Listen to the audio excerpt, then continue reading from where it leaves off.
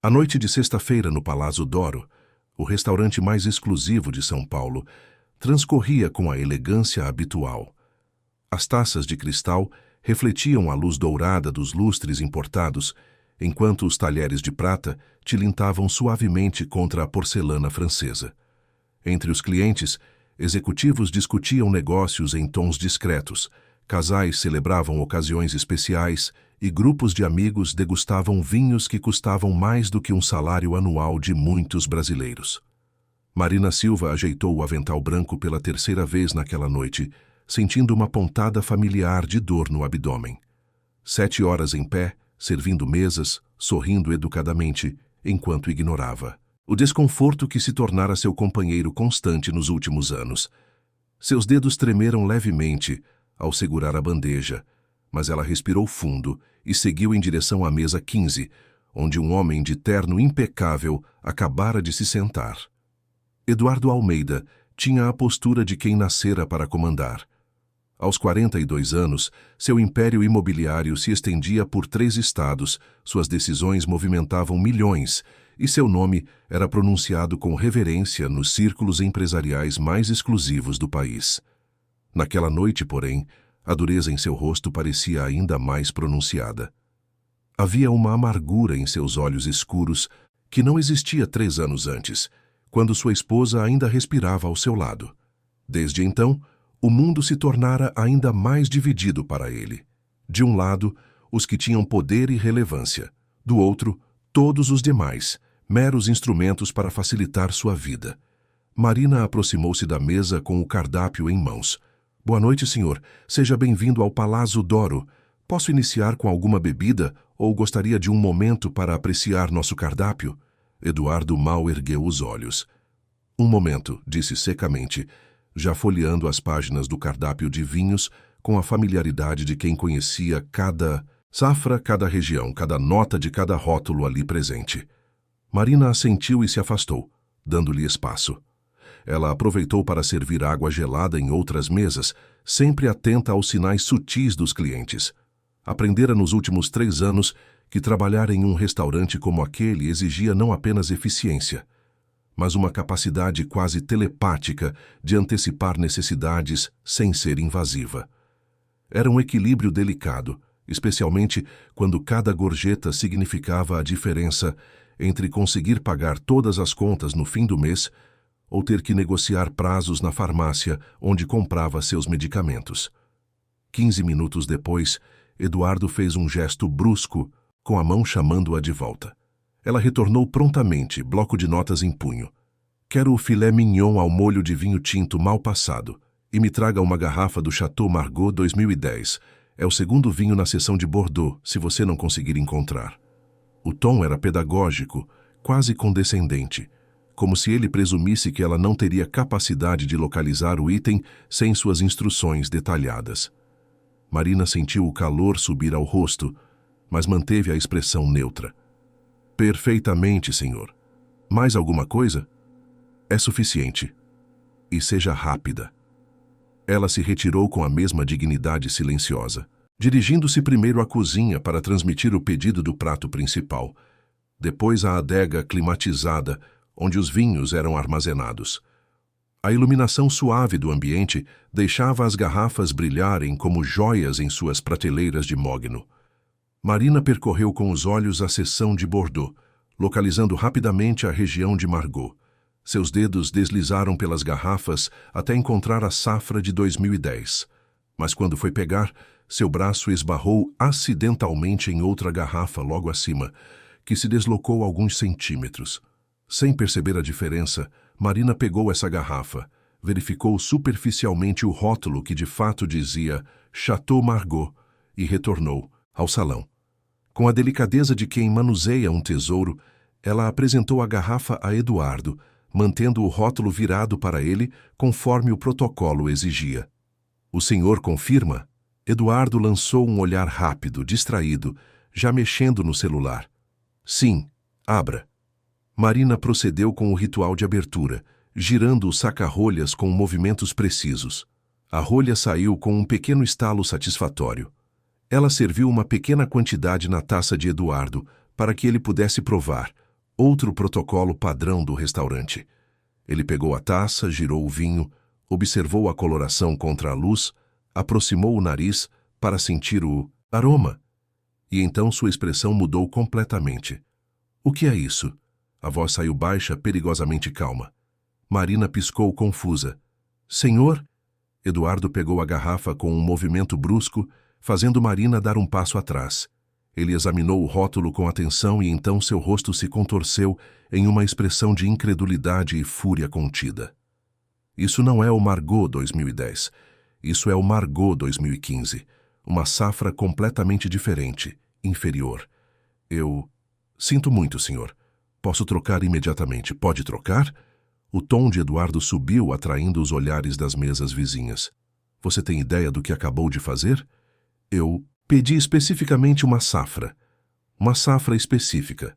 Você sabe a diferença entre safras de vinho ou acha que tudo é igual, que é só uva fermentada? O restaurante inteiro parecia ter parado. As conversas cessaram. Os garfos ficaram suspensos no ar. Todos os olhos se voltaram para a cena que se desenrolava na mesa 15. Marina sentiu as pernas tremerem, mas manteve a postura ereta. Peço sinceras desculpas, senhor. Foi um erro meu. Vou buscar a safra correta agora mesmo. Um erro? Eduardo se levantou, a cadeira raspando ruidosamente no chão de mármore. Você trabalha em um dos restaurantes mais caros de São Paulo e não consegue distinguir um vinho de R$ 4.000 de um de 800? Você tem noção do nível de incompetência que isso representa? As pessoas que trabalham aqui deveriam ter o mínimo de capacitação, o mínimo de conhecimento. Mas não. Contratam qualquer um que mal sabe ler um rótulo direito. Cada palavra era uma lâmina afiada, projetada para cortar, para humilhar. Marina sentiu os olhos arderem, mas se recusou a deixar uma única lágrima escapar ali, na frente de todos aqueles estranhos que a observavam, com uma mistura de pena e constrangimento. Um casal na mesa ao lado desviou o olhar. Um empresário tossiu desconfortavelmente. A gerente do restaurante começou a se aproximar, mas Eduardo levantou a mão, impedindo-a. Não preciso de intervenção. Preciso de competência. Algo aparentemente raro demais neste estabelecimento. Marina não disse nada. Simplesmente assentiu, recolheu a garrafa com mãos que já não tremiam mais e se retirou em direção à adega. Dentro do pequeno espaço refrigerado, longe dos olhares, ela finalmente permitiu que uma lágrima silenciosa descesse por sua face. Não pela humilhação em si, ela já passara por coisas piores, muito piores, mas pela injustiça casual daquilo tudo, pela forma como alguns seres humanos tratavam outros como se fossem menos, como se seu valor pudesse ser medido pela profissão que exerciam ou pelo saldo bancário que possuíam. Ela limpou o rosto com as costas da mão, localizou a safra correta de 2010 e retornou ao salão com a mesma dignidade silenciosa de sempre. Eduardo havia se sentado novamente, digitando furiosamente em seu celular. Marina trocou a garrafa sem dizer uma palavra, serviu-o e esperou que ele provasse. Desta vez, Eduardo apenas fez um gesto de aprovação com a cabeça, sem sequer olhar para ela. O resto do serviço transcorreu em silêncio tenso. Marina serviu o prato principal, recolheu os pratos vazios, ofereceu sobremesa que foi recusada. Quando Eduardo pediu a conta, ela a trouxe em uma pequena bandeja de prata. Ele deixou o valor exato em dinheiro, sem gorjeta, e saiu do restaurante sem olhar para trás. Marina recolheu o pagamento e a bandeja, suas mãos finalmente parando de tremer.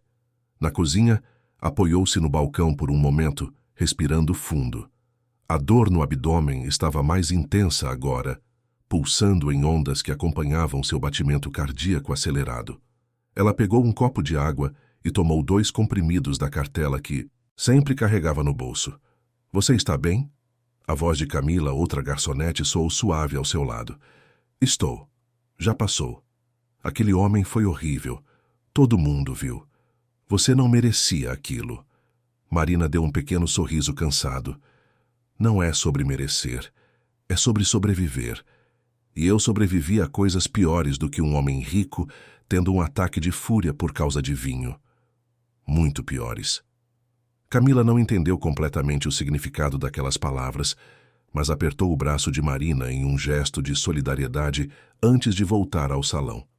Marina terminou seu turno no piloto automático, servindo, sorrindo, recebendo gorjetas modestas de clientes que tratavam com educação. Quando finalmente saiu do restaurante às 11 da noite, a cidade de São Paulo respirava seu caos noturno habitual. Marina pegou o metrô lotado, espremida entre trabalhadores noturnos e jovens voltando de festas. Em seu apartamento pequeno na Zona Leste, ela tirou os sapatos que machucavam seus pés inchados, preparou um chá de camomila e se sentou na pequena varanda que dava para a rua movimentada. Não sentiu raiva de Eduardo Almeida. Sentiu pena de um homem tão rico em dinheiro e tão pobre em humanidade, tão poderoso no mundo, dos negócios e tão fraco na compreensão do que realmente importava. Ela pensou em sua própria jornada, nas escolhas que fizera, no preço que pagara, e encontrou paz em saber que, apesar de tudo, apesar da dor constante e das dificuldades financeiras, sua vida tinha um propósito que nenhuma quantia de dinheiro poderia comprar.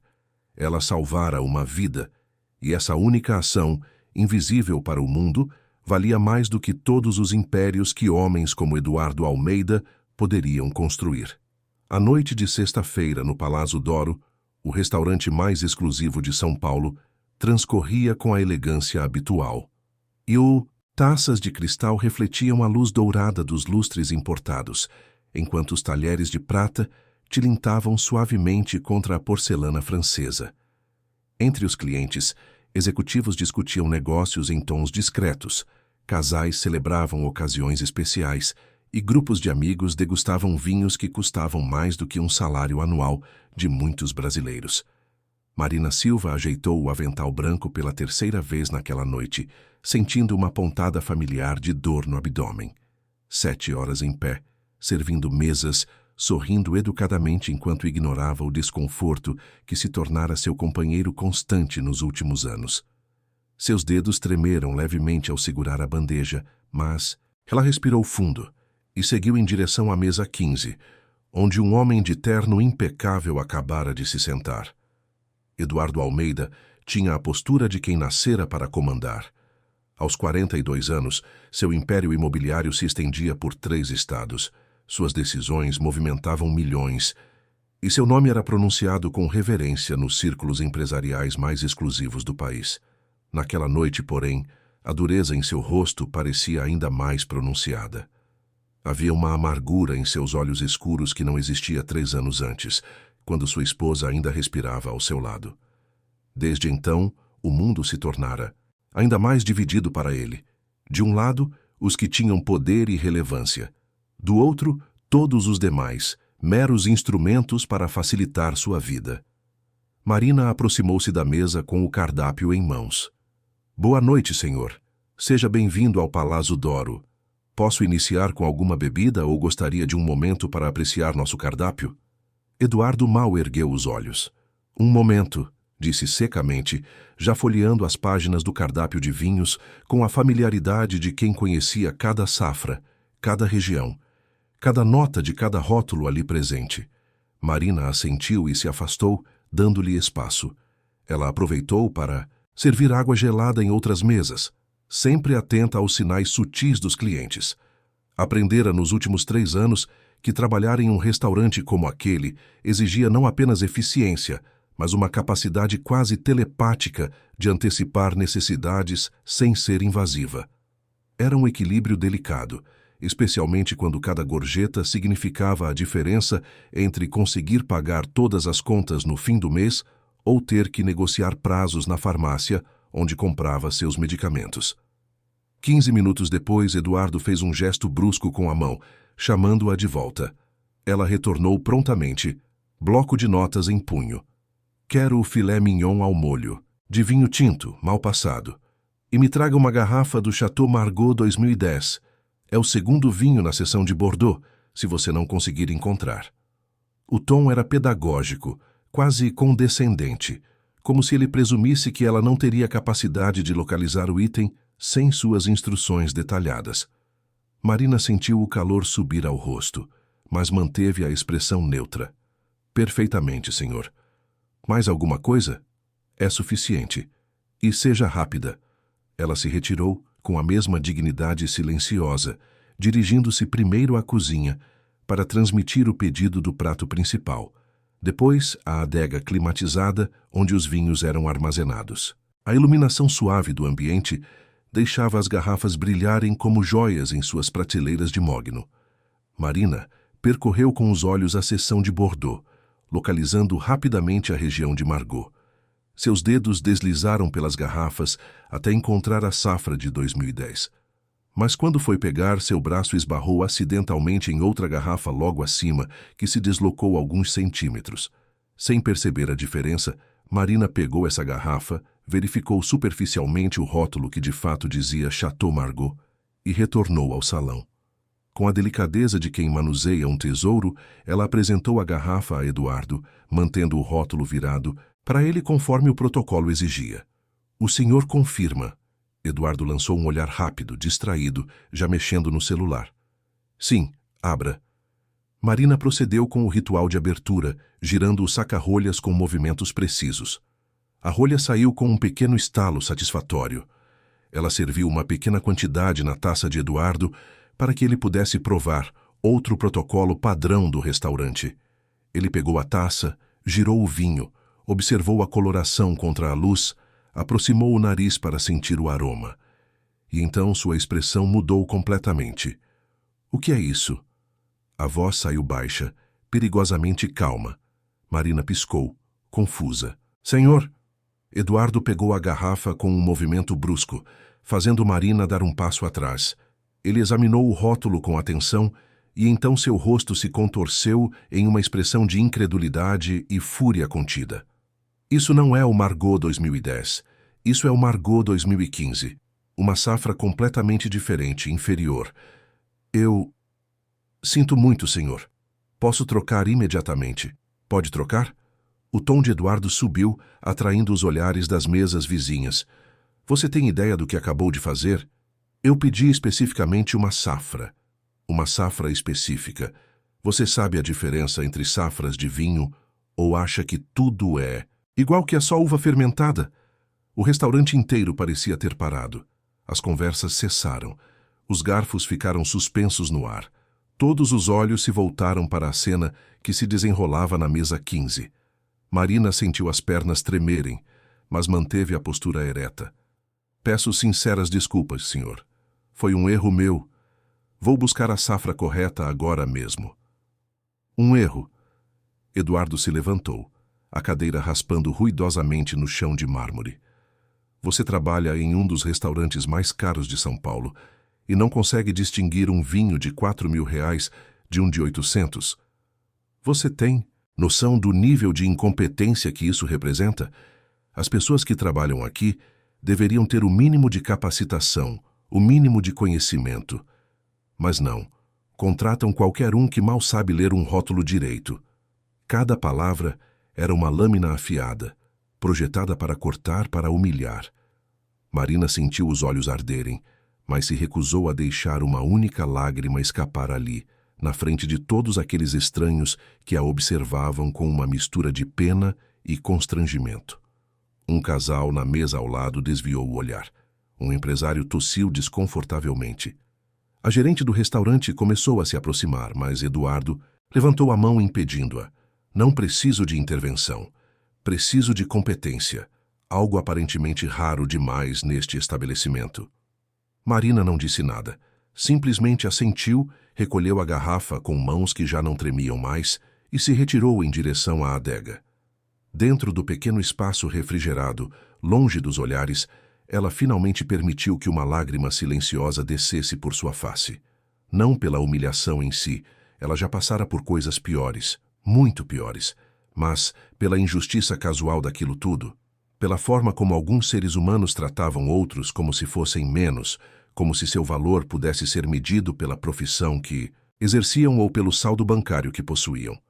Ela limpou o rosto com as costas da mão, localizou a safra correta de 2010 e retornou ao salão com a mesma dignidade silenciosa de sempre. Eduardo havia se sentado novamente, digitando furiosamente em seu celular. Marina trocou a garrafa sem dizer uma palavra, serviu-o e esperou que ele provasse. Desta vez, Eduardo apenas fez um gesto de aprovação com a cabeça, sem sequer olhar para ela.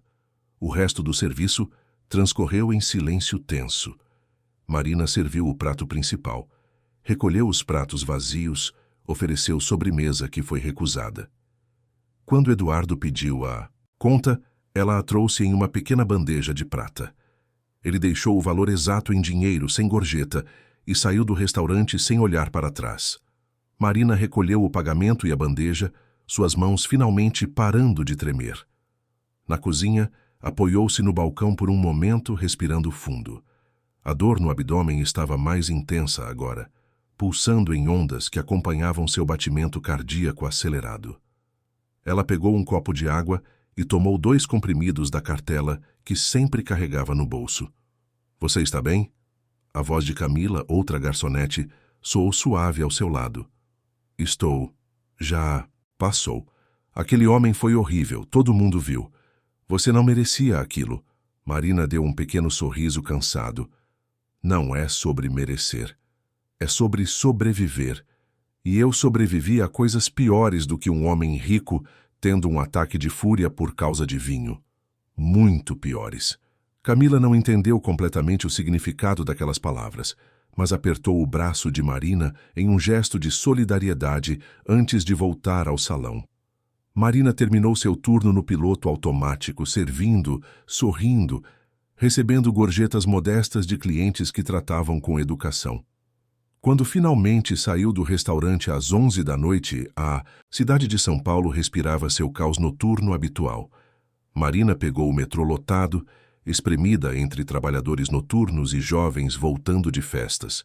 Em seu apartamento pequeno na Zona Leste, ela tirou os sapatos que machucavam seus pés inchados, preparou um chá de camomila e se sentou na pequena varanda que dava para a rua movimentada.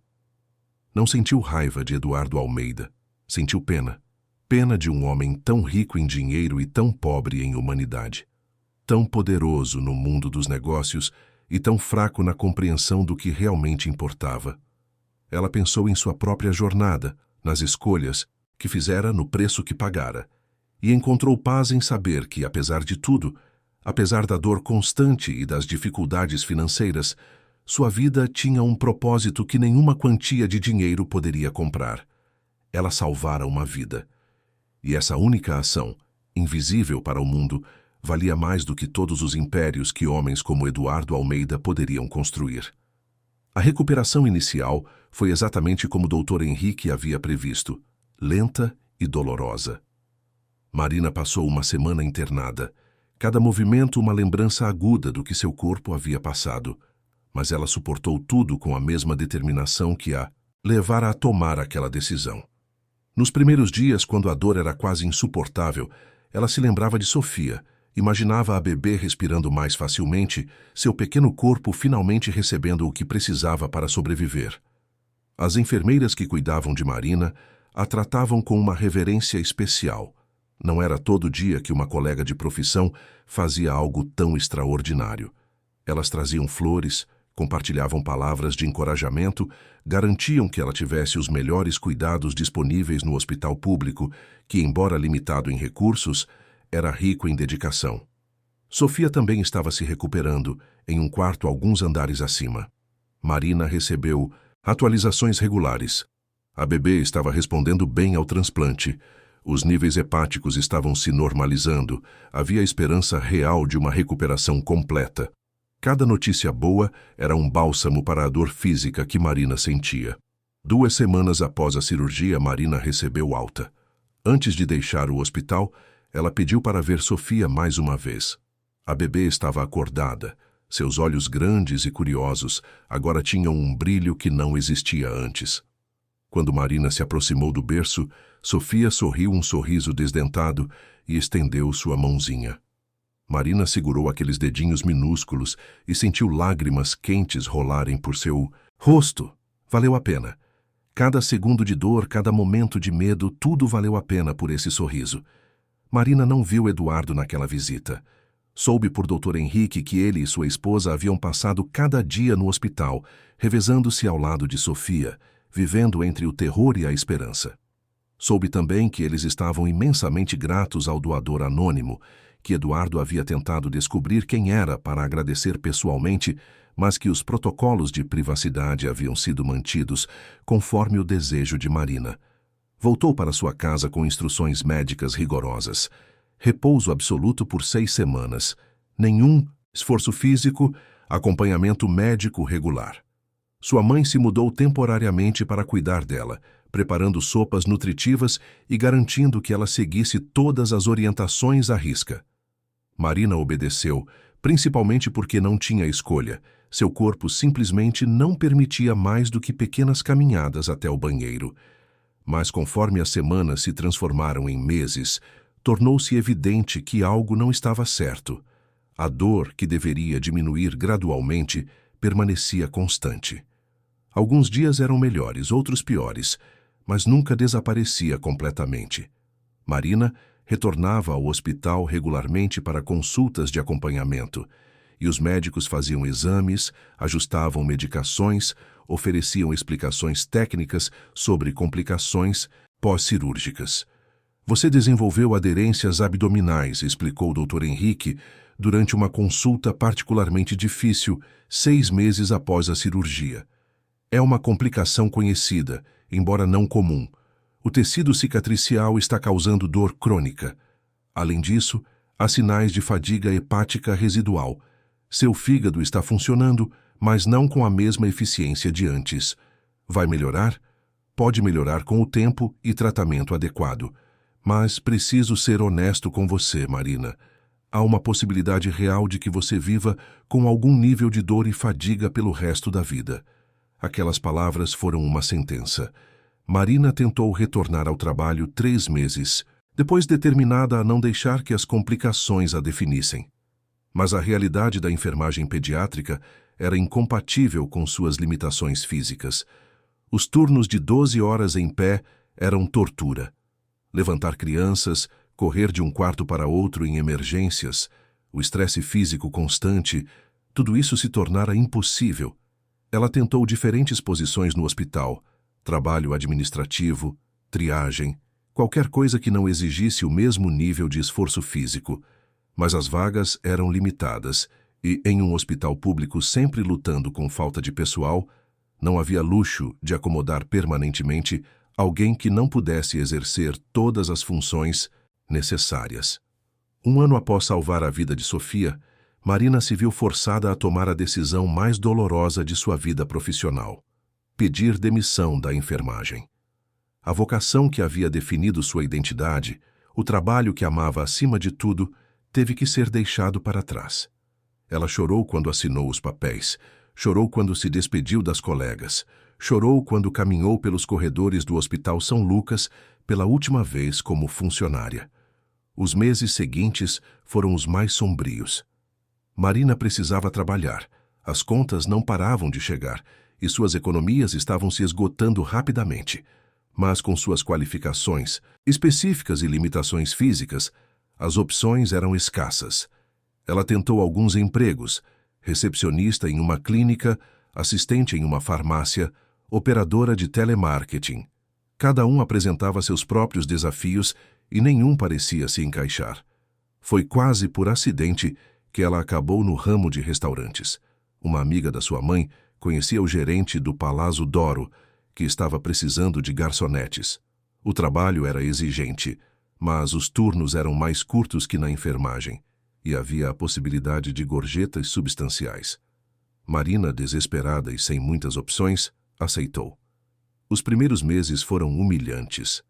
Depois de anos usando seu conhecimento médico para salvar vidas, ela estava servindo vinhos caros para pessoas que muitas vezes nem a viam como ser humano. Mas Marina era pragmática. Ela precisava sobreviver, e este trabalho permitia que ela pagasse suas contas e seus medicamentos cada vez mais caros. Com o tempo, ela desenvolveu uma espécie de paz com sua nova realidade. Aprendeu a ignorar clientes arrogantes, a sorrir mesmo quando a dor em seu abdômen pulsava, a encontrar dignidade em um trabalho que a sociedade frequentemente menosprezava. E nas noites solitárias em seu apartamento modesto, quando a dor era particularmente intensa, ela pensava em Sofia. Perguntava-se como a menina estaria, se estava crescendo saudável e feliz, se corria e brincava como qualquer criança de sua idade deveria fazer. Marina nunca se arrependeu de sua decisão, mas também não podia negar o custo. Ela havia trocado sua carreira, sua saúde plena, seu futuro profissional pela vida de uma criança que nunca saberia quem ela era. E isso, estranhamente, era reconfortante. Seu sacrifício era puro, porque não esperava nada em troca, nenhum reconhecimento, nenhuma gratidão, nenhuma recompensa. 3 anos se passaram nessa nova rotina. Marina se tornou uma das garçonetes mais confiáveis do Palazzo d'Oro, conhecida por sua eficiência discreta e sua capacidade de manter a compostura mesmo com os clientes mais difíceis. Ela fez amizades com algumas colegas de trabalho, manteve um círculo pequeno mas leal de pessoas que realmente se importavam com ela. Foi durante esse período que Eduardo Almeida apareceu pela primeira vez no restaurante. Marina não o reconheceu inicialmente, afinal seus encontros no hospital anos atrás haviam sido breves e ele estava sempre focado em Sofia, não nas enfermeiras ao redor. Para Eduardo, Marina era apenas mais uma garçonete em mais um restaurante caro onde ele ocasionalmente jantava. A noite da humilhação pública sobre a garrafa de vinho errada foi apenas mais um episódio em uma série de interações onde clientes ricos tratavam funcionários como se fossem invisíveis ou, pior, incompetentes por padrão. Marina absorveu a humilhação, serviu a safra correta e continuou seu trabalho com a mesma dignidade silenciosa de sempre. Mas o destino, com seu senso de timing irônico, estava preparando um reencontro que mudaria tudo. 4 dias depois daquela noite terrível, Eduardo Almeida faria uma reserva no Palazzo d'Oro novamente. Mas desta vez ele não estaria sozinho. Ele traria Sofia, agora com 8 anos, para jantar. E Sofia, com a memória, visual impressionante das crianças, e uma fotografia antiga guardada por sua avó, estava prestes a reconhecer um rosto que ela havia visto apenas uma vez, mas que estava eternamente conectado à sua própria existência. Marina não sabia de nada disso quando acordou na manhã de terça-feira, preparando-se para mais um turno no restaurante. Ela tomou seus medicamentos habituais, vestiu seu uniforme impecavelmente limpo e pegou o metrô que a levaria até o trabalho. Enquanto a cidade de São Paulo passava pela janela em um borrão de concreto e movimento, Marina pensava apenas em sobreviver mais um dia, em fazer seu trabalho bem feito, em voltar para casa à noite com dignidade intacta. Ela não imaginava que naquela noite, em questão de minutos, todos os fios invisíveis que conectavam seu passado ao presente seriam finalmente revelados, e que o homem que a havia humilhado dias antes descobriria a verdade mais devastadora de sua vida. A terça-feira no Palazzo d'Oro começou como qualquer outra. Marina chegou pontualmente às 5 da tarde, trocou de roupa no vestiário dos funcionários, amarrou o avental e conferiu sua seção de mesas. O gerente, Sr. Augusto, distribuiu as reservas da noite, mencionando alguns nomes conhecidos, clientes VIPs, que mereciam atenção especial. Marina ouviu tudo com atenção profissional, sem saber que um dos nomes mencionados mudaria completamente o curso de sua vida. As primeiras horas transcorreram normalmente. Marina serviu um casal celebrando o aniversário de casamento, um grupo de executivos discutindo contratos, uma família silenciosa onde os pais mal conversavam entre si. Ela executou suas tarefas com a eficiência tranquila que se tornara sua marca registrada, sempre atenta, mas nunca intrusiva. Eram quase 8 da noite quando Eduardo Almeida entrou no restaurante. Desta vez, porém, ele não estava com sua habitual expressão severa de executivo estressado. Havia uma suavidade, incomum em sua postura, e a razão caminhava ao seu lado. Uma menina de 8 anos com cabelos escuros presos em 2 tranças, vestindo um vestido azul claro que dançava em volta de suas pernas, enquanto ela praticamente pulava de excitação. "Papai, este lugar é lindo", Sofia olhava maravilhada para os lustres de cristal, para as mesas elegantemente arrumadas, para a decoração refinada que transformava uma refeição em uma experiência. É, minha princesa, e hoje você pode pedir o que quiser do cardápio. Estamos comemorando suas notas excelentes. Até sobremesa? Até sobremesa, Eduardo sorriu, uma expressão tão rara em seu rosto que parecia transformá-lo em uma pessoa diferente. Desde a recuperação de Sofia, essas noites especiais juntos se tornaram sagradas para ele. Momentos preciosos, onde o trabalho era esquecido e apenas sua filha importava. O maître os conduziu até uma mesa próxima às janelas, com vista para a cidade iluminada. Eduardo ajudou Sofia a se sentar, ajeitando a cadeira com cuidado antes de ocupar seu próprio lugar. Foi então que ele fez um pedido incomum ao maître. Aquela garçonete que me serviu na última vez que estive aqui na sexta-feira. A morena de cabelo comprido. Ela está trabalhando hoje? Sim, Sr. Almeida. Marina está na seção ao lado, mas posso solicitar que ela atenda sua mesa se preferir. Eduardo hesitou por um momento. Desde aquela noite, a cena da humilhação pública havia voltado à sua mente repetidamente, deixando um gosto amargo que ele não conseguia explicar completamente. Não era remorso exatamente. Ele justificava para si mesmo que havia apenas exigido o padrão de serviço pelo qual pagava caro. Mas havia algo na dignidade silenciosa com que aquela mulher havia suportado sua fúria que o incomodava. Sim, por favor. Peça que ela nos sirva. Marina estava recolhendo pratos de uma mesa, quando Camila a tocou no ombro. Augusto quer você na mesa 17. O Sr. Almeida pediu especificamente por você.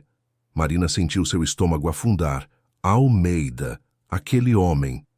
Mas ela apenas assentiu, ajeitou o avental e se aproximou da mesa 17 com a mesma postura profissional de sempre.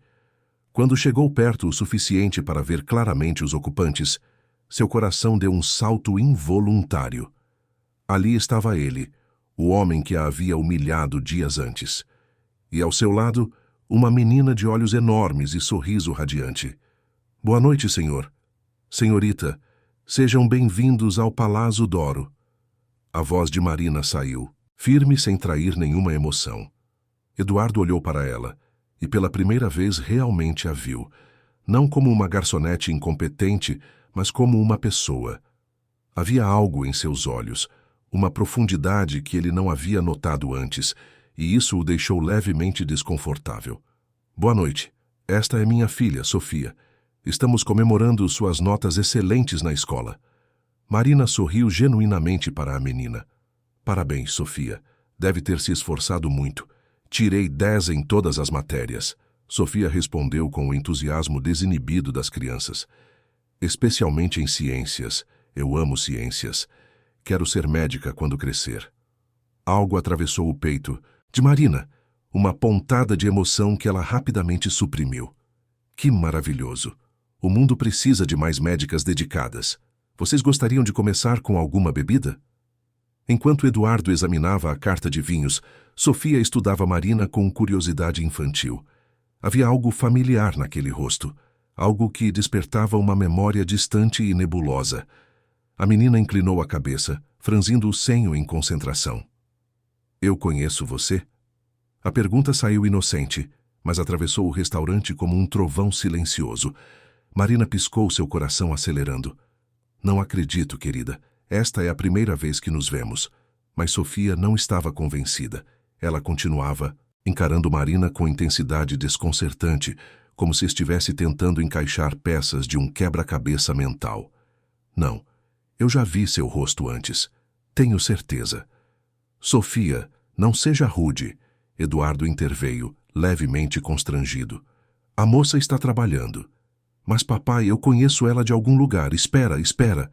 Os olhos de Sofia se arregalaram de repente, a memória finalmente clicando. Eu sei de onde. Vovó tem uma foto. A foto da enfermeira Anjo. O mundo parou. Marina sentiu o chão se abrir sob seus pés. Eduardo franziu o senho, confuso. Do que você está falando, filha? A enfermeira Anjo. Ah, mulher que me salvou quando eu era bebê. Vovó tem aquela foto antiga, lembra? A foto que o hospital deu para ela da equipe que cuidou de mim? Esta moça está na foto. Eu reconheço. Ela estava lá. Marina começou a tremer. Isso não poderia estar acontecendo. Não assim. Não aqui. Sofia, querida, eu acho que você está confundindo. Não estou. Sofia pulou da cadeira com a agilidade das crianças, correndo para o lado de Marina antes que alguém pudesse detê-la. Você estava no hospital. Você cuidou de mim. Você é real. Eu sempre quis conhecer a enfermeira Anjo, mas vovó disse que ela foi embora e ninguém sabia onde estava. Mas você está aqui. Eduardo se levantou lentamente, seu rosto perdendo toda a cor. Ele olhou para Marina, realmente olhou, e de repente, fragmentos de memórias antigas começaram a se reorganizar em sua mente. Aqueles olhos. Ele tinha visto aqueles olhos antes, anos atrás, em um corredor de hospital. Uma enfermeira jovem que sempre verificava Sofia com uma dedicação que ia além do profissional. Uma enfermeira que estava lá um dia e havia sumido no seguinte, logo após a cirurgia de transplante. Você, ele sussurrou, a voz saindo rouca. Você estava no Hospital São Lucas. Você cuidava da Sofia. Marina fechou os olhos por um breve momento. Quando os abriu novamente, havia lágrimas ali, mas também uma serenidade profunda. Sim, eu era enfermeira pediátrica lá. Sofia a abraçou pela cintura, apertando com toda a força de suas pequenas mãos. Você me salvou. Vovó sempre contou que uma moça muito boa doou um pedaço dela para que eu pudesse viver. Foi você. Foi você. O restaurante inteiro estava em silêncio agora. Todos os clientes, todos os garçons, o maître, o gerente, todos observavam a cena com atenção hipnotizada. Marina se ajoelhou para ficar na altura de Sofia, suas mãos tremendo enquanto segurava suavemente os ombros da menina. Sim, meu amor. Fui eu. Mas eu não fiz nada de especial. Apenas fiz o que qualquer pessoa faria se pudesse ajudar. Você me deu a vida. Como isso não é especial? Eduardo estava imóvel, seu cérebro tentando processar a magnitude do que estava descobrindo. A mulher que ele havia humilhado publicamente 4 dias atrás, a mulher que ele havia tratado como se fosse menos que nada, era a razão pela qual sua filha estava viva. Era a pessoa que havia feito o que ele, com todo o seu dinheiro e poder, não conseguira fazer, salvar Sofia quando ela estava morrendo. As pernas dele falharam. Eduardo teve que se apoiar na mesa, o impacto emocional físico demais para suportar. Você, meu Deus, você é a doadora. A doadora anônima que salvou minha filha. Marina se levantou, ainda segurando a mão de Sofia. Sim, e Sofia está linda e saudável. Ver isso já é mais do que suficiente para mim. Mas eu... Eduardo lutava para formar palavras coerentes. Na outra noite, o que eu disse? Como eu te tratei?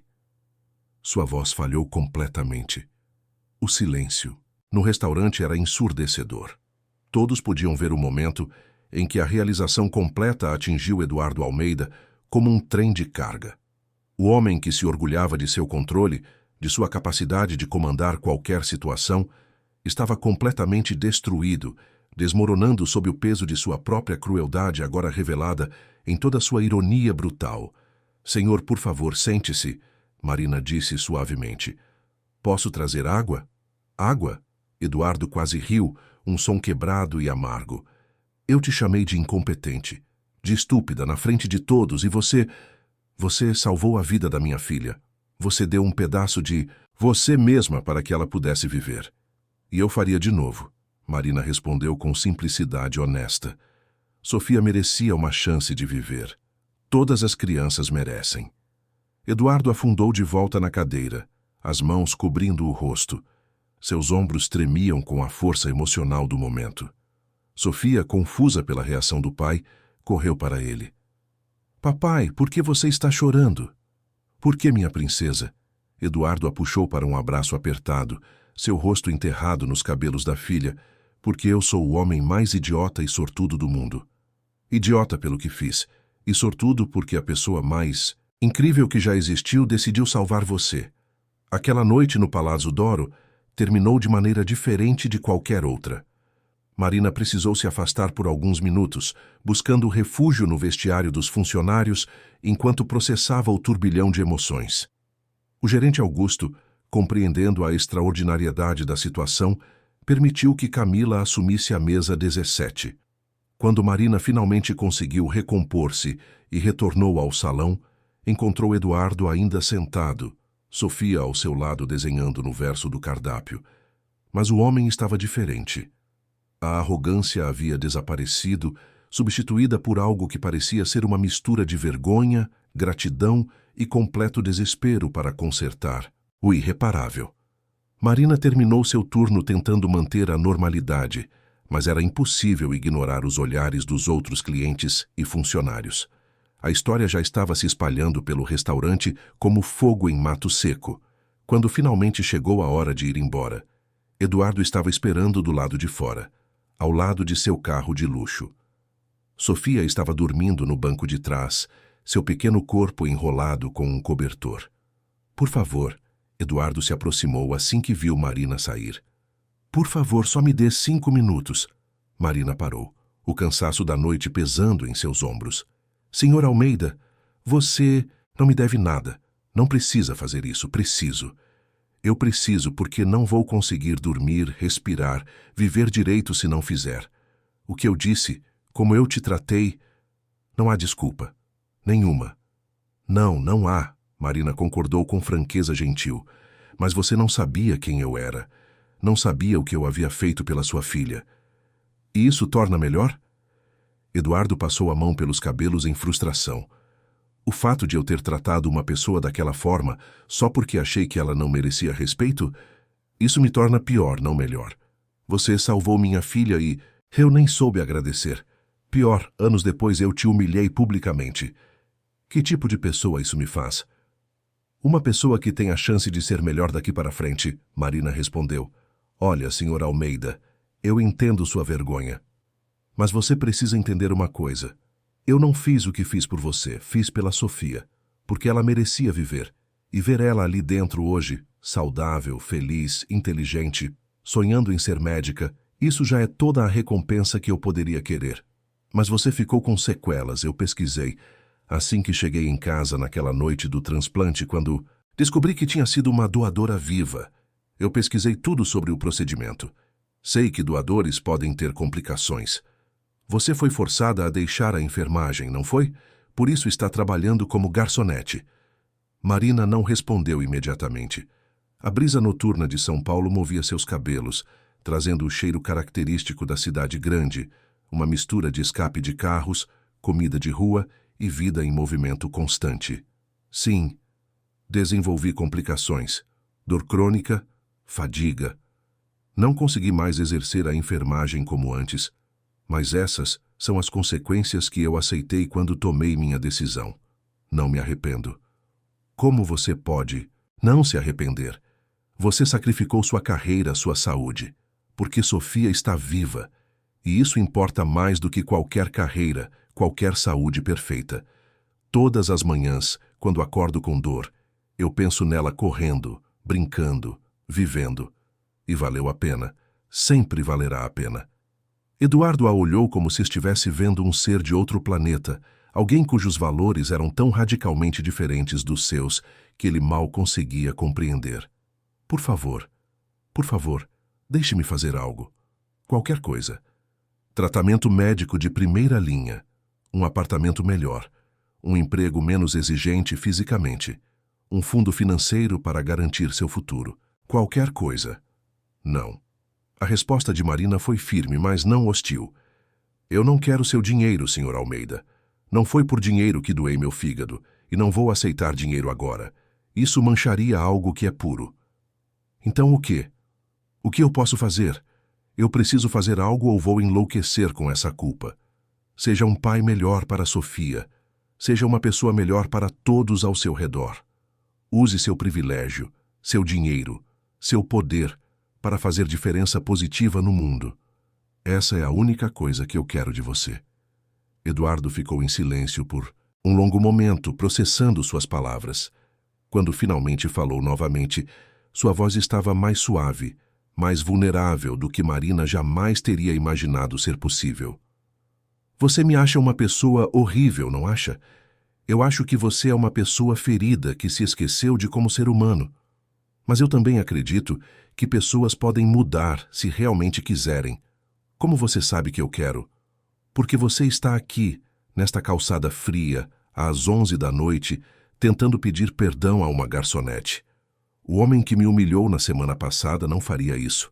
Nos dias seguintes, Marina tentou voltar à sua rotina normal, mas descobriu que isso era impossível. A história havia se espalhado não apenas pelo Palazzo d'Oro, mas pelas redes sociais. Alguém no restaurante havia discretamente filmado parte da cena e postado online. De repente, Marina se viu no centro de uma tempestade de atenção que ela nunca havia buscado nem desejado. Repórteres tentaram contatá-la. Programas de televisão queriam sua entrevista. Estranhos a paravam na rua para dizer que ela era uma heroína. E, através de tudo isso, Eduardo Almeida tentava, de todas as formas possíveis, encontrar uma maneira de mostrar sua gratidão e seu remorso. Ele aparecia no restaurante não para jantar, mas apenas para deixar cartas escritas à mão, pedindo perdão de maneiras cada vez mais eloquentes. Ele enviava flores que Marina imediatamente doava para o hospital mais próximo. Ele tentava fazer transferências bancárias que Marina devolvia. Ele era persistente de uma forma que beirava o desesperado. Foi sua mãe, Dona Conceição, quem finalmente fez Marina reconsiderar sua posição. Durante um almoço de domingo no pequeno apartamento de Marina, depois de ouvir sobre todas as tentativas de Eduardo, a mulher mais velha colocou a mão sobre a de sua filha. Marina, querida, eu entendo seu orgulho. Entendo que você não quer que seu ato de amor seja transformado em uma transação financeira. Mas você já pensou que talvez recusar toda e qualquer ajuda esteja sendo cruel com ele? Que talvez ele precise fazer algo, qualquer coisa, para conseguir conviver com sua culpa? Mãe, eu não quero seu dinheiro. Então não aceite dinheiro, mas aceite outras coisas. Deixe-o usar seus recursos de maneiras que possam ajudar outras pessoas na sua situação. Transforme essa tragédia em algo maior. Aquelas palavras ficaram com Marina, e quando Eduardo apareceu no restaurante na semana seguinte, desta vez não com flores ou cheques, mas com uma proposta, ela finalmente concordou em sentar-se com ele para conversar. Eles se encontraram em um café discreto, longe dos olhares curiosos e das câmeras de celular. Eduardo parecia ter envelhecido anos nas últimas semanas, mas havia também algo diferente em seus olhos. Determinação mesclada com humildade. Eu passei os últimos dias pensando no que você disse, sobre usar meu privilégio para fazer diferença. E eu quero fazer isso, mas preciso da sua ajuda para fazer direito. Que tipo de ajuda? Eu quero criar uma fundação. Uma fundação dedicada a apoiar doadores de órgãos que sofrem complicações pós-cirúrgicas. Pessoas como você que fazem esse ato heróico e depois ficam sozinhas lidando com as consequências. Quero fornecer tratamento médico, apoio financeiro durante recuperação, assistência para recolocação profissional. Quero que nenhuma pessoa tenha que escolher entre salvar uma vida e destruir sua própria carreira. Marina sentiu lágrimas formarem em seus olhos. Isso seria incrível. Mas eu não posso fazer isso sozinho. Preciso de alguém que entenda realmente o que esses doadores passam. Alguém que tenha vivido essa experiência. Preciso de você, Marina. Não como funcionária, não como obrigação, como parceira, como cofundadora. Eduardo, eu não entendo nada de administração de fundações, mas entende de pessoas. Entende de compaixão, de sacrifício, de coisas que realmente importam. Eu posso providenciar o dinheiro, os advogados, a estrutura corporativa, mas você pode garantir que tudo isso seja usado da forma certa, que realmente ajude quem precisa. Marina olhou para suas mãos pensando. Era uma oportunidade de transformar sua dor em propósito, de ajudar outros que estavam passando pelo que ela passou. E talvez, apenas talvez, fosse também uma forma de permitir que Eduardo encontrasse redenção, não através de caridade vazia, mas através de trabalho real e significativo. Está bem. Ela finalmente disse, mas com uma condição. A fundação não leva seu nome ou o meu, leva o nome de Sofia, porque no fim, tudo isso é sobre ela, sobre dar às crianças a chance de viver. Eduardo estendeu a mão através da mesa, lágrimas brilhando em seus olhos. Fundação Sofia. Perfeito. Quando Marina apertou sua mão selando o acordo, ambos sabiam que aquele momento marcava não apenas o nascimento de uma instituição, mas a transformação completa de duas vidas que o destino havia entrelaçado de maneiras que nenhum dos dois poderia ter previsto. 6 meses se passaram desde aquela noite transformadora no Palazzo d'Oro. A Fundação Sofia havia se tornado realidade com uma velocidade que só o dinheiro e a determinação combinados poderiam proporcionar. Eduardo havia investido não apenas recursos financeiros substanciais, mas também seu tempo, sua rede de contatos e, pela primeira vez em anos, seu coração. Marina deixara o trabalho no restaurante para se dedicar integralmente à fundação, trabalhando ao lado de uma equipe de médicos, assistentes sociais e advogados especializados em direito de saúde. O escritório da fundação ficava em um prédio moderno na região da Avenida Paulista, mas Marina havia insistido que mantivessem uma atmosfera acolhedora em vez de corporativa. As paredes eram pintadas em tons suaves de azul e verde, havia plantas em todos os cantos e uma área de espera confortável onde os beneficiários podiam se sentir à vontade para compartilhar suas histórias. Era importante para Marina que ninguém se sentisse intimidado ou julgado ali, que aquele espaço representasse esperança e não mais uma instituição burocrática indiferente. Nos primeiros meses, a Fundação ajudou 17 doadores de órgãos que enfrentavam dificuldades pós-cirúrgicas. Cada caso chegava através de indicações médicas ou buscas ativas em hospitais públicos. Marina conhecia pessoalmente cada beneficiário, ouvia suas histórias com atenção genuína, entendia suas dores porque as havia vivido na própria carne. Alguns precisavam de tratamento médico continuado que seus planos de saúde básicos não cobriam, outros de apoio financeiro durante períodos de incapacidade laboral, outros ainda de assistência para encontrar novas carreiras compatíveis com suas limitações físicas. Cada caso era único, mas todos compartilhavam a mesma história de sacrifício altruísta seguido de abandono sistemático. Havia Rodrigo, um professor de educação física de 35 anos, que doara um rim para seu irmão mais novo e agora não conseguia mais lecionar aulas práticas devido à fadiga crônica. A Fundação o ajudou a se especializar em nutrição esportiva, abrindo um novo caminho profissional. Havia Juliana, uma jovem de 28 anos, que doara parte do fígado para uma prima e desenvolvera complicações semelhantes às de Marina. A Fundação pagou por um tratamento experimental que reduziu significativamente suas dores. Cada sucesso, cada vida melhorada, reforçava a certeza de que estavam fazendo algo verdadeiramente importante. Marina encontrou um propósito renovado nesse trabalho. Finalmente, sua experiência, tanto como enfermeira quanto como doadora, tinha um significado maior. Ela não apenas ajudava outros, mas também testemunhava a transformação diária de Eduardo Almeida. O homem que havia sido todo arrogância e dureza. Agora passava horas ouvindo histórias de pessoas que ele antes teria ignorado completamente. Ele aprendeu os nomes das secretárias, cumprimentava os seguranças do prédio, tratava cada pessoa, independente de posição social, com respeito genuíno. Marina o via chegar mais cedo ao escritório, não para fechar negócios imobiliários, mas para revisar pessoalmente cada novo pedido de ajuda que chegava à Fundação. A mudança não foi fácil nem instantânea. Houve momentos em que a velha arrogância tentava ressurgir quando Eduardo estava estressado ou frustrado. Marina se lembrava de uma reunião particularmente tensa com o conselho administrativo, onde Eduardo havia começado a falar com aquele tom autoritário de antes, tratando os outros como subordinados incompetentes. Mas então ele parou no meio de uma frase, olhou para Marina, que o observava silenciosamente, e mudou completamente sua abordagem. Pediu desculpas ao conselho e recomeçou a conversa com humildade e abertura para ouvir opiniões diferentes. Foram nesses pequenos momentos que Marina via a profundidade real de sua transformação. Marina estava sempre lá, com sua combinação única de firmeza e gentileza, lembrando-o do homem que ele estava escolhendo se tornar.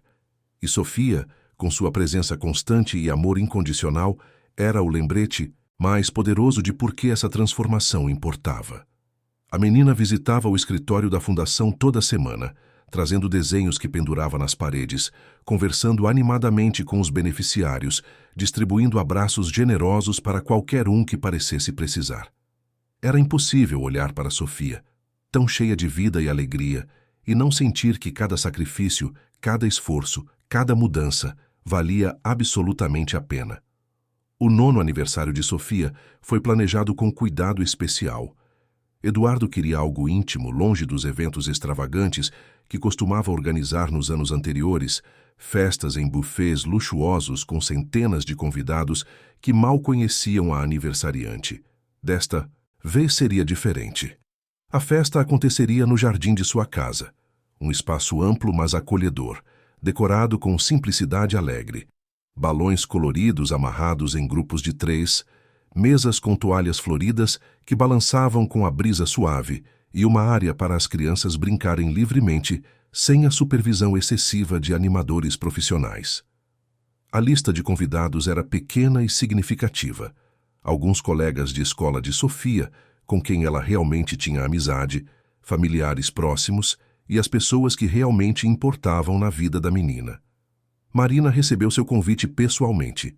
Eduardo apareceu no escritório da fundação em uma tarde de quinta-feira, segurando um envelope rosa decorado com adesivos brilhantes que claramente Sofia havia escolhido com muito cuidado. Havia borboletas, estrelas douradas e até um unicórnio sorridente no canto superior. Ela fez questão de escrever seu nome, Eduardo disse, entregando o convite com um sorriso genuíno que iluminava seu rosto inteiro. E me fez prometer que eu garantiria sua presença. Aparentemente, você é a convidada mais importante da festa, depois dela mesma. Na verdade, ela disse que a festa não seria completa sem você. Marina abriu o envelope com cuidado, para não rasgar os adesivos, e encontrou um cartão escrito à mão, com a caligrafia caprichada de uma criança de 9 anos. Querida Marina, você é minha heroína e minha amiga. Por favor, venha na minha festa de aniversário. Vai ter bolo de chocolate. Com amor, Sofia. No canto inferior, um desenho mostrava 2 figuras de mãos dadas, uma grande e uma pequena, ambas sorrindo largamente, com um coração vermelho gigante flutuando acima delas. Claro que eu vou, Marina disse, sua voz embargada de emoção, os olhos começando a marejar. Não perderia por nada neste mundo. No dia da festa, Marina acordou com uma mistura de ansiedade e alegria. Escolheu cuidadosamente sua roupa, um vestido simples, mas elegante em tom azul claro, e passou mais tempo do que o normal arrumando o cabelo. Estava nervosa de uma forma diferente, não pela festa em si, mas pelo que ela representava. Era a primeira vez que seria recebida na casa de Eduardo, não como uma obrigação ou um ato de redenção, mas simplesmente como uma amiga querida, como família escolhida. Ela chegou à casa de Eduardo pela primeira vez, dirigindo seu carro modesto que contrastava com os veículos luxuosos estacionados ao longo da rua. A propriedade era impressionante, mas não ostensiva, uma casa de 2 andares em estilo colonial brasileiro, cercada por árvores altas que forneciam privacidade e sombra.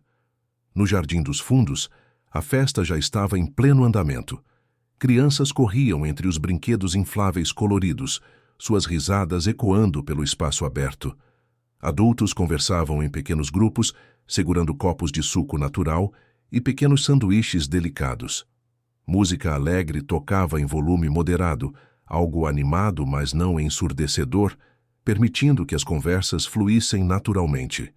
Sofia a viu primeiro e veio correndo, seu vestido amarelo de aniversário esvoaçando como asas de borboleta ao vento.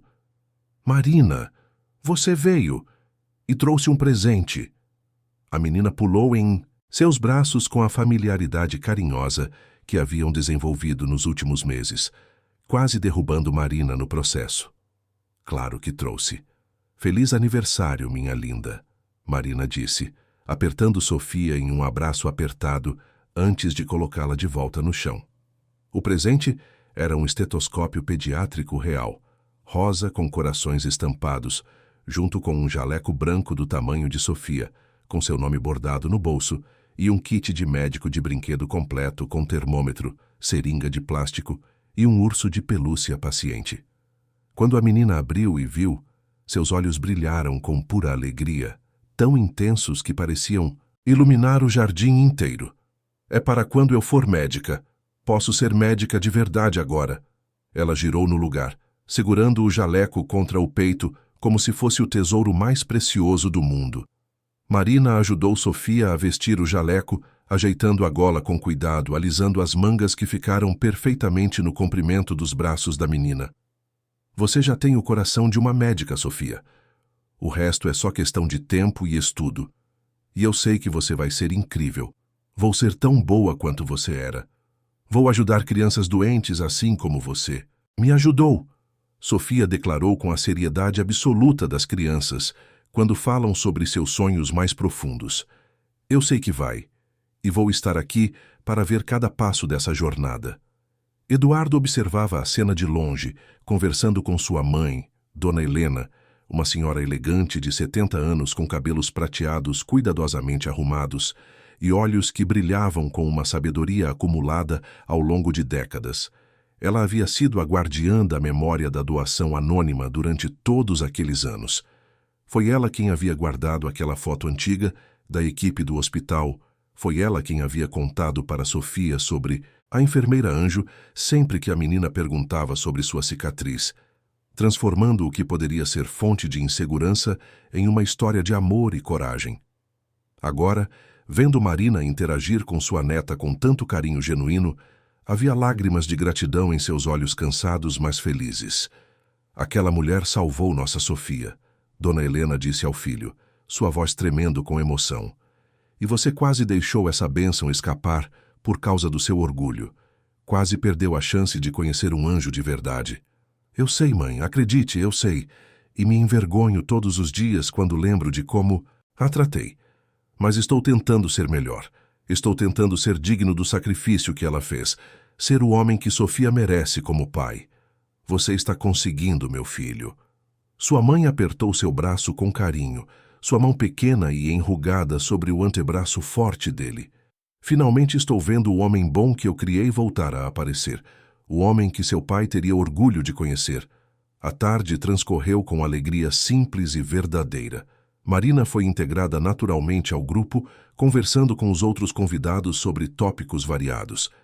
Brincando com as crianças de esconde-esconde e pega-pega, ajudando a organizar as atividades programadas sem ser solicitada simplesmente porque via onde ajuda era necessária.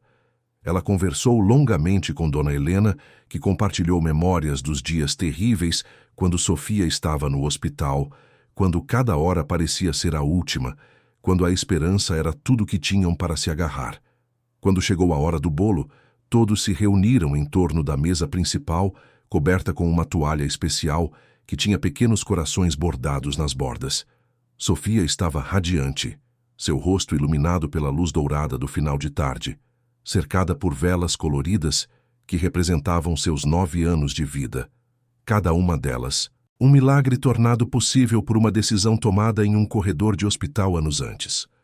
O bolo era uma obra de arte comestível, 3 camadas de chocolate decoradas com flores de açúcar e o nome de Sofia escrito em letras caprichadas. Antes de soprar as velas, Eduardo pediu atenção de todos. Ele estava visivelmente nervoso, segurando um microfone emprestado do sistema de som como se fosse um objeto alienígena que poderia explodir a qualquer momento. Seu terno havia sido trocado por roupas mais casuais, calça jeans e uma camisa polo. Mas ainda assim ele parecia desconfortável com o que estava prestes a fazer. Não era acostumado a expressar emoções publicamente. Havia passado décadas construindo muros ao redor de seus sentimentos, mas havia coisas que precisavam ser ditas, verdades que mereciam ser proclamadas em voz alta. Quero agradecer a todos por estarem aqui hoje, celebrando mais um ano da vida da Sofia. Para quem não sabe a história completa, Sofia quase não chegou a completar seu primeiro aniversário. Ela estava morrendo de insuficiência hepática quando era apenas um bebê de 8 meses. Os médicos nos disseram para nos prepararmos para o pior. Eu, que sempre consegui resolver problemas com dinheiro e influência, estava completamente impotente. Podia comprar o melhor tratamento, os melhores médicos, mas não podia comprar um milagre. E foi exatamente um milagre que aconteceu. Sofia foi salva por uma doadora anônima que deu parte de seu próprio fígado para que minha filha pudesse viver. A voz de Eduardo tremeu, mas ele respirou fundo e continuou. Durante anos, eu vivi com essa gratidão abstrata, agradecendo a uma pessoa que eu não conhecia, que escolheu permanecer anônima.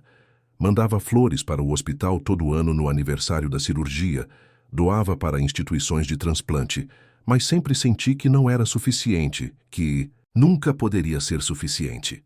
E então, o destino armou um encontro. Eu descobri quem era essa pessoa, mas descobri da pior forma possível. Descobri depois de ter tratado ela com desprezo, com crueldade, com uma arrogância que me envergonha profundamente até hoje. Ele parou, sua voz quebrando completamente por um momento.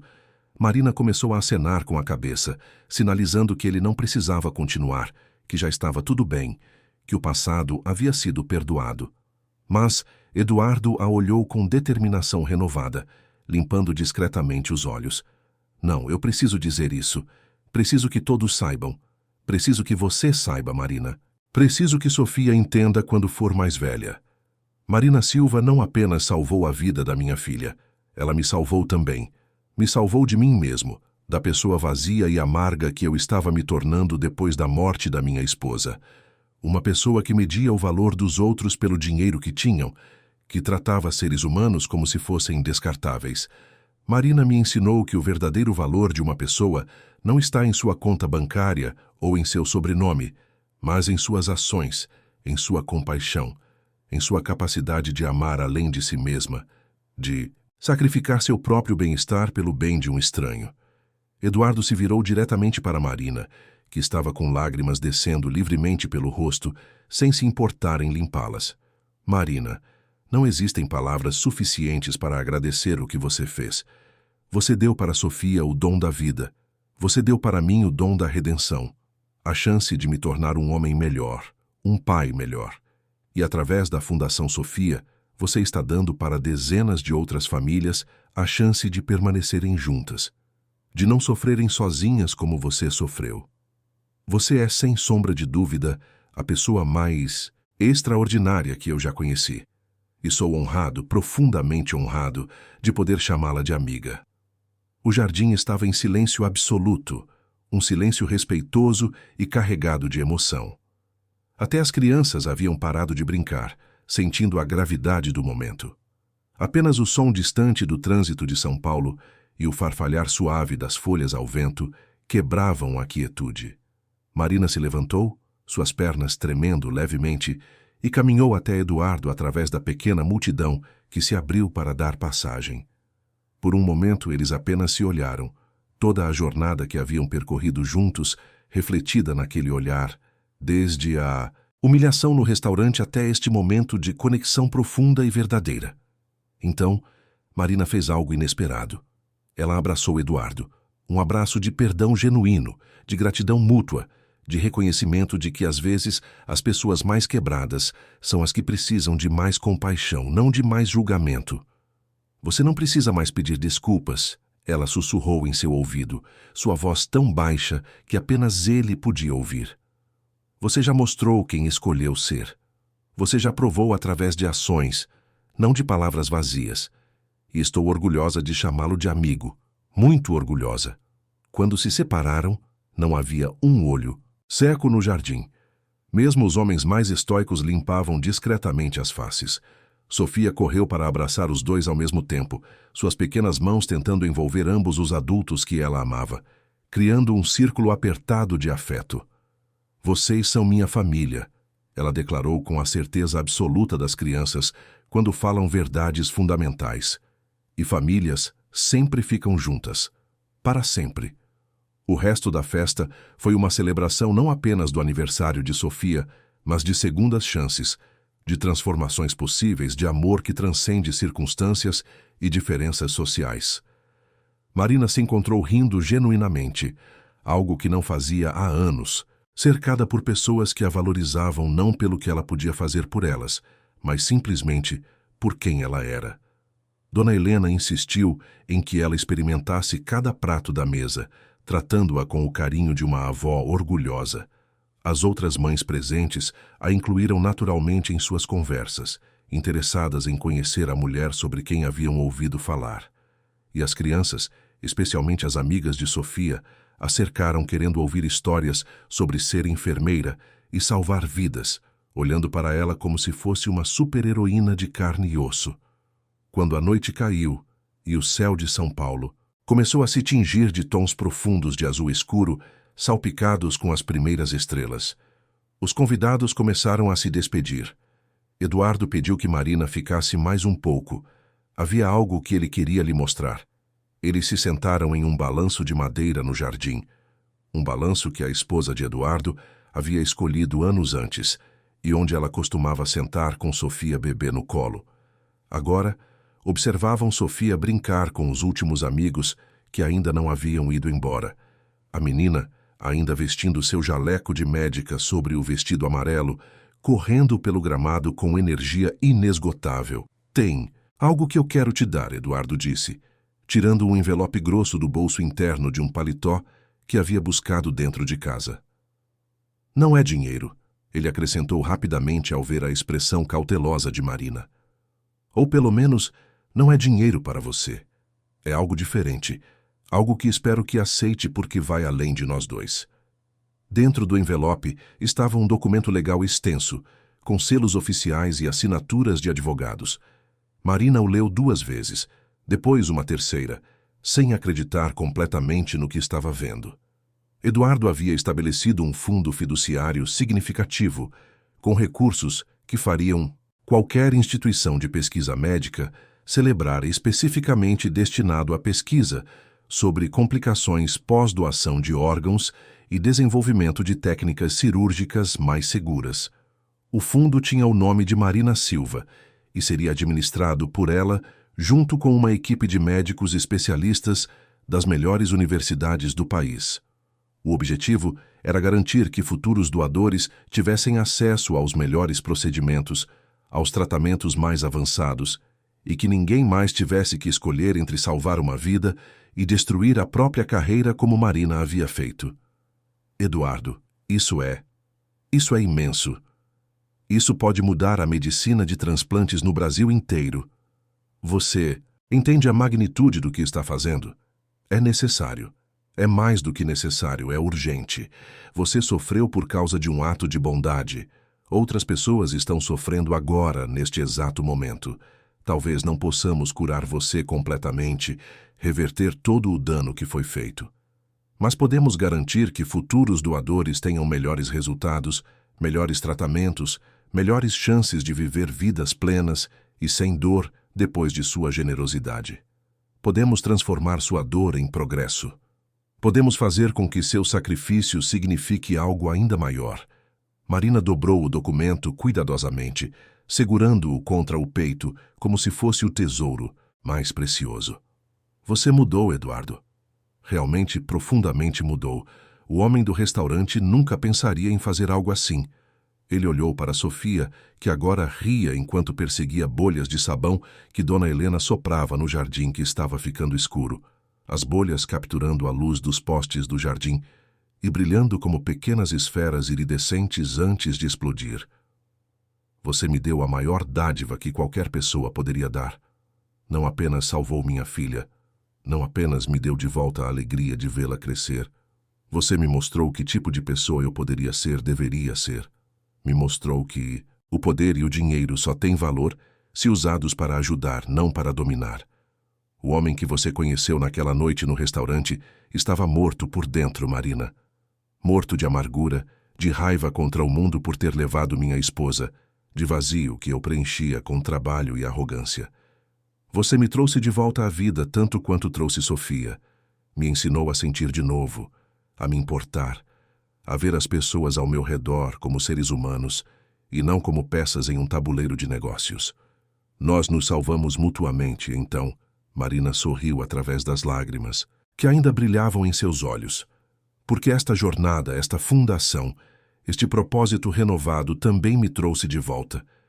Eu estava perdida, apenas sobrevivendo dia após dia, sentindo que havia perdido tudo que me definia. Agora, estou vivendo de novo. Estou fazendo diferença de novo. E isso é um presente que não tem preço. Sofia correu até eles, pulando no colo de Eduardo com toda a energia inesgotável de uma criança de 9 anos que comeu muito açúcar. Papai, Marina pode vir jantar conosco todo domingo? Por favor, ela precisa vir. A gente pode fazer uma noite de jogos e ela pode me ensinar mais coisas sobre medicina e a gente pode ser uma família de verdade. Se ela quiser, princesa. Se ela quiser, Eduardo olhou para Marina com esperança genuína nos olhos, esperança de que ela aceitasse fazer parte permanente de suas vidas. Marina olhou para aquela pequena família que o destino havia entrelaçado com a sua de maneiras tão inesperadas e profundas, de formas que nenhum roteiro poderia ter previsto. 7 anos atrás, ela havia tomado uma decisão em um corredor de hospital, uma decisão baseada puramente em compaixão e amor por uma criança que ela mal conhecia. Agora essa decisão havia gerado não apenas uma vida salva, mas uma rede inteira de amor, redenção e propósito que se estendia muito além do que ela poderia ter imaginado. Quero sim, Sofia. Seria uma honra enorme, enquanto o céu de São Paulo se transformava em tons cada vez mais profundos de roxo e laranja com o pôr do sol, pintando o horizonte com cores que pareciam celebrar o momento. Marina percebeu que sua história não era sobre sacrifício ou tragédia. Não era sobre dor ou perda. Era sobre redenção, sobre como uma única ação de amor pode criar ondas que transformam vidas de maneiras impossíveis de prever. Era sobre como o que parece ser um fim pode ser, na verdade, um começo extraordinário. Ela havia dado parte de seu fígado para salvar uma bebê que nem conhecia, mas no processo havia plantado uma semente invisível que cresceu para salvar muito mais do que apenas uma vida. Havia plantado a semente da transformação, da compaixão verdadeira, do entendimento profundo de que todos nós estamos conectados de maneiras misteriosas, que só o destino pode revelar no tempo certo. E enquanto observava Sofia rir, livre e feliz, e cheia de sonhos sobre seu futuro, enquanto sentia o braço de Eduardo ao seu redor em um abraço fraternal de gratidão e amizade verdadeira, toda a dor, todo o sacrifício, toda a jornada difícil pelos vales escuros da perda e da dificuldade finalmente fazia sentido completo e perfeito. Algumas coisas na vida não têm preço, não podem ser compradas ou vendidas, não podem ser medidas em moeda ou status, e o valor de uma única vida, especialmente uma vida cheia de possibilidades infinitas, como a de Sofia, era infinitamente maior do que qualquer coisa que Marina poderia ter perdido. No final, ela não havia perdido nada. Havia ganho tudo o que realmente importava: propósito, família escolhida e a certeza absoluta de que sua existência tinha significado.